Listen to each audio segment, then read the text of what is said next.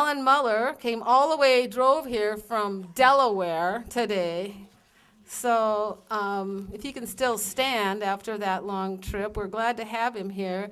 He's the executive director of Green Delaware. He's an environmental health advocacy group that has played a big role in outlawing incinerators in Delaware.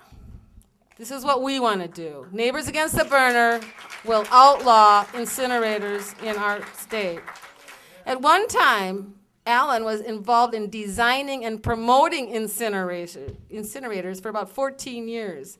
At some point, Mr. Muller, we were deciding, how do we phrase it? Saw the light? Came over to the dark side, to the light side?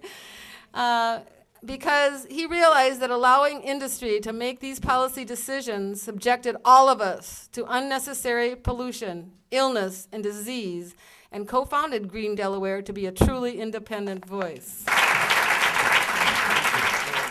I want to share with you rather briefly some perspective from someone who is a newcomer to Minnesota, but not particularly a newcomer to the issue of waste management and should we burn stuff.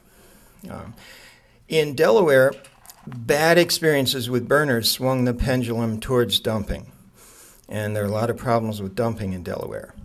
My impression is that in Minnesota, somewhat the opposite happened, that bad experiences with dumps, and I've read, for example, a book about the Flying Cloud landfill and a long controversy over that, swung the pendulum towards burning.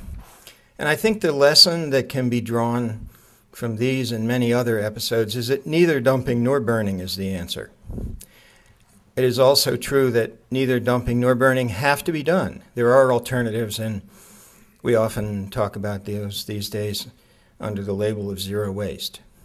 And certainly Minnesota has the resources, the money, the intellectual resources, and I think the political capabilities and motivation to move that way.